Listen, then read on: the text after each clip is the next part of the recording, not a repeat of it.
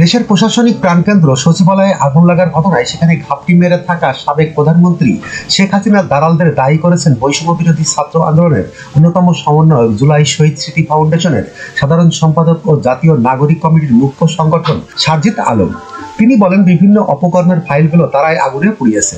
বৃহস্পতিবার ২৬ ডিসেম্বর দুপুরে নিজের ভেরিফাইড ফেসবুক অ্যাকাউন্টে দেওয়া এক স্ট্যাটাসে তিনি কথা লেখেন। সারজিদ আলম লিখেছেন, বিগত ১৬ বছর আওয়ামী লীগের যারা চার্টার দল ছিল তাদের মধ্যে অন্যতম স্টক হোল্ডার ছিল আমাদের বৃহৎ একটা অংশ। এদের উপর ভর দিয়ে হাসিনা এই দেশে তারা ক্ষমতা কুষ্টিগত করেছিল।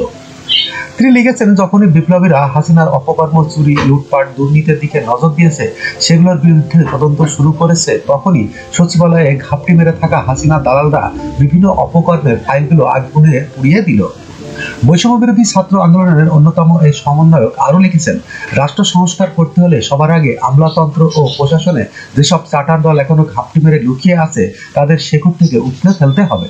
সর্বশেষে সারজিদ আলম লিখেছেন, সাবধান করার সময় নাই। নাহিদ ইসলাম, আসিফ মাহমুদ, মাহফুজ আলম ভাই বিপ্লবী ভূমিকায় অবতীর্ণ হন। পুরো বাংলাদেশ আপনার সঙ্গে আছে। এই রিপোর্ট লেখা পর্যন্ত স্ট্যাটাসটিতে ৫,০০০-এর বেশি পাঠক মন্তব্য করেছেন। রাহান আহমেদ তামিম নামে একজন লিখেছেন, হুলুমুলু করার সময় নাই, স্ট্রং হয়ে তাদেরকে বিচারের আওতায় আনতে হবে। শেখ ইমরান মিয়া লিখেছেন, আর সময় নষ্ট না করে ব্যবস্থা গ্রহণ করা হোক, না হলে এই বিপ্লব কাজেই আসবে না, আসতে দেবে না।